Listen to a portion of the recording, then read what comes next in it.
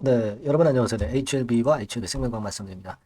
여러분 이제 재심사 서류를 제출했다면 지금 FDA에서는 어떤 절차를 생각하고 있을까요? 자, 이 부분에 대한 것을 제가 예전에 그 HLB 공식 블로그를 통해서 나왔던 내용하고 그리고 이번에 새로 들어온 외신 아티클이 있습니다. 네, 요거를 비교해서 보면서 이번에 FDA에서 무슨 심사를 하려고 하는지 이 부분에 대해서 해답을 좀 드리려고 그래요. 무슨 말씀인지 아시겠죠? 자, 그래서 오늘은 이에 대한 말씀을 올리도록 하겠습니다. 그리고 주가 흐름도 물론 말씀을 드려야죠. 테라피틱스 같은 경우는 쭉 치고 나갔는데 생명과학은 치고 나가진 못했는데 이 상황을 우리가 어떻게 보느냐 이거에 대해서 말씀을 올리겠습니다. 그리고 제가 영상 후반부에는 매집을 해서 다음 달에 시세를 터트릴 종목을 하나 선정을 해서요. 요거는 여러분들도 꼭 동참해서 대박 한번 내보시기 바란다는 그런 말씀 드리겠습니다.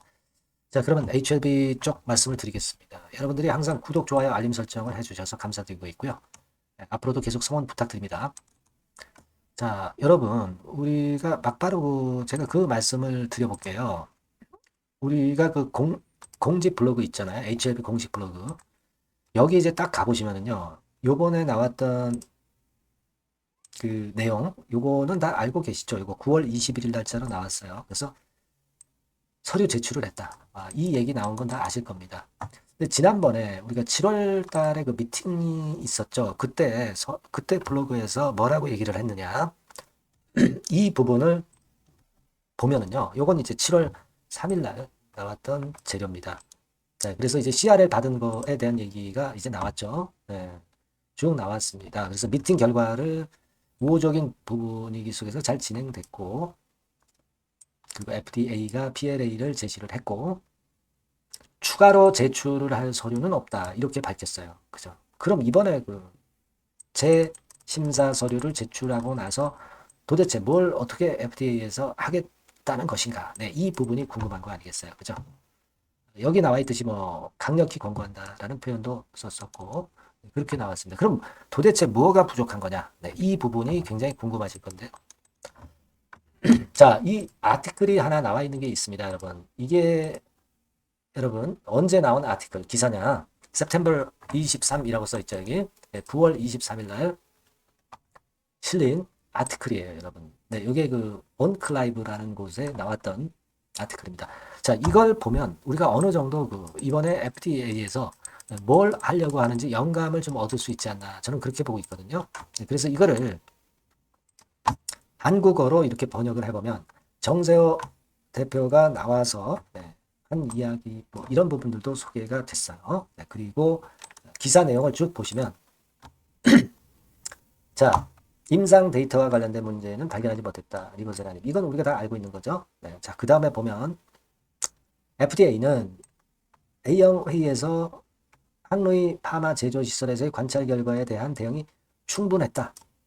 이렇게 나와 있죠. 그러니까 이거는 아마 그 아주 미세한 문제 정도만 이제 남아 있는 정도로 보고 뭐가 그러면 남아 있는 과정이냐. 여기 보시면 NDA 재제출이 시작될 수 있고 재제출을 한 거죠, 지금. 재제출 이후에 비모 검사가 진행될 수 있다. 요거죠. 네, 요게 이제 핵심입니다, 여러분. 그러니까 이번에는 지난번에 그 불충분했던 코로나 때문에 불충분했던 이 비모 검사가 이번에 재제출한 연후에 이 건에 대한 조사가 좀 있을 수 있지 않겠느냐. 이 건에 좀 중점을 두는 게 아니겠느냐. 네, 이런 생각을 합니다. 그러니까 다른 것들은 아주 미세한 문제고 별거 없어요.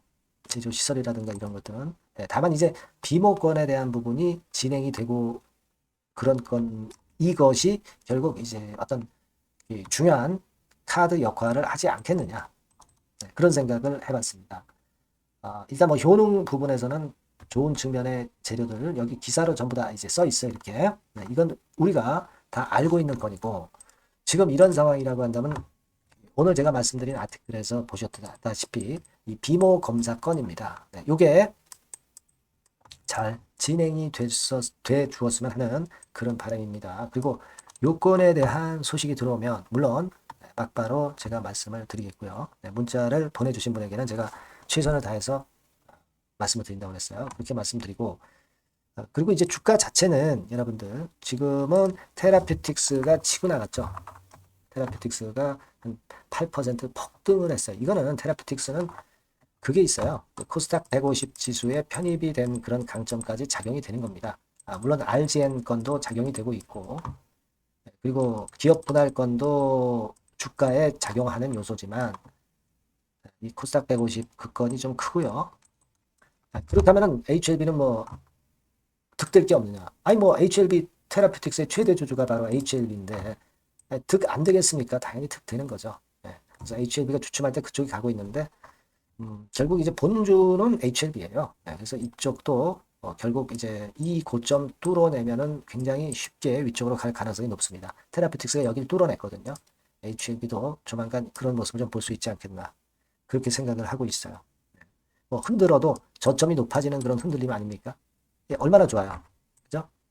그렇게 보시면 될 것 같습니다. 그래서 여하튼 좀 더 새롭고 긴급한 이야기 나오면 이 바뀐 새 번호로 HLB나 HLB 생명과학이라고 문자 주신 분에게는 지속적으로 업데이트해서 정보 드리고 매매 사인 드릴 겁니다.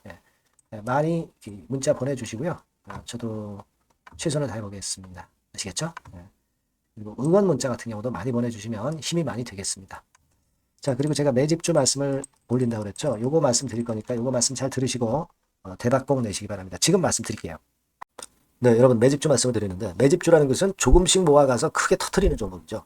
이번에 제가 매집주를 엄선을 한번 해봤어요. 근데 이 매집주는요, 이번 9월에 매수를 해서 여러분들이 한 달 내지 두 달 내에 시세 폭발 가능성으로 미리 매수하는 겁니다. 미리 매수하는 거라고 생각을 하세요. 그러니까 9월 달에는 너무 시세가 튀면 안 돼요. 9월 달에는 등락을 거듭할 때 우리가 모아가면서 매집을 해서 9월에 미리 모아가서 10월이나 10월, 11월 달에 터트리는 거예요. 그러니까 여러분들이 그냥 지금 사가지고 바로 단타를 한다. 네, 이런 종목을 하실 분들은 이건 손대지 마시고요.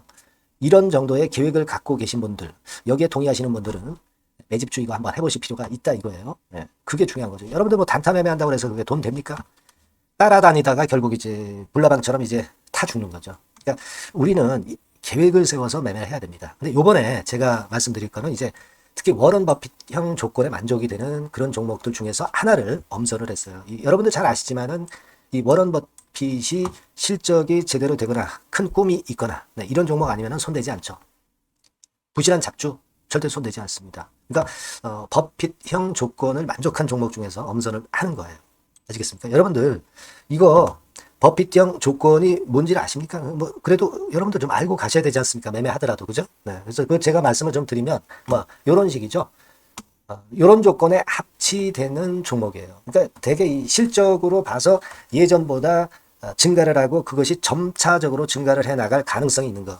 네. 그런 위주로 버핏은 종목을 좀 찾죠. 실적주는. 그래서 요 조건에 합치되는 종목들입니다. 네. 이런 종목들 중에서 뭐 한 2, 30개 될 거 아니에요. 그 중에서 하나를 제가 선택을 했어요. 네.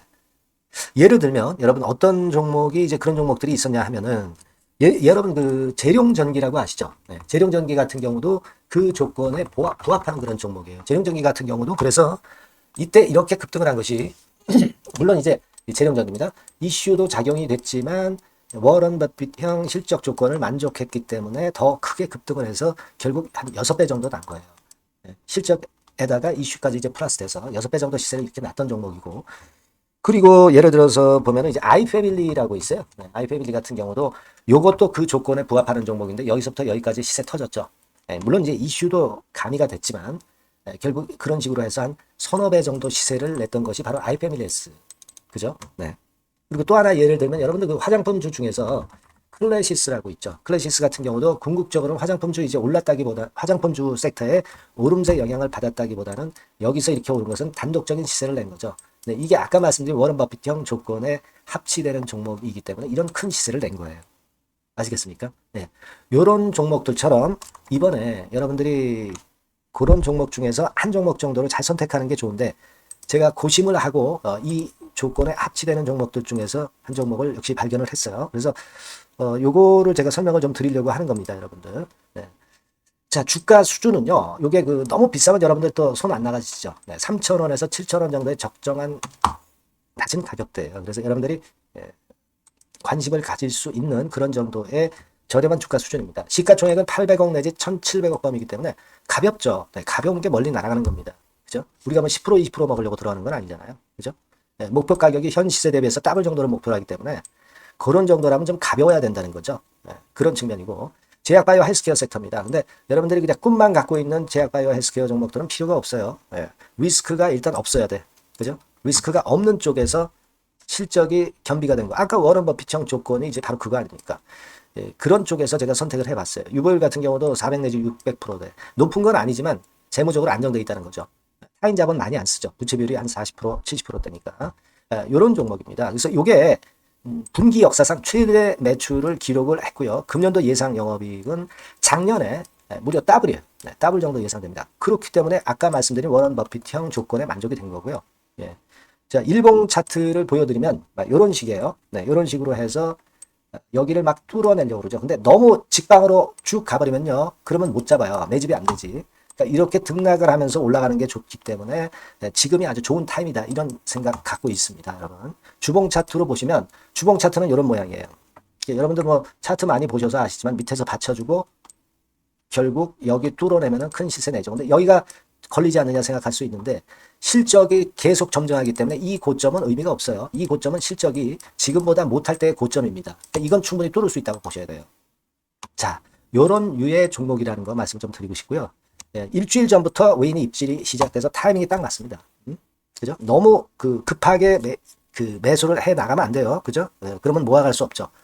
입지를 시작한다는 얘기는 사고 팔고 한다는 얘기예요. 그러나 약간 사자가 많기 시작하는 그런 조짐이 있다는 얘기입니다. 아시겠죠? 요거 여러분 꼭 잡으셔야 돼요. 네. 매집주라고 꼭 문자를 주신 분들에 한해서 제가 타이밍과 종목명 그리고 앞으로 매수 매도 타임 말씀드릴 겁니다. 요번에 번호가 바뀌었어요. 네. 요 번호로 매집주라고 문자 주시면 제가 최선을 다해서 여러분들을 끝까지 케어를 할 겁니다. 아시겠죠? 네. 꼭 성투하시기 바랍니다.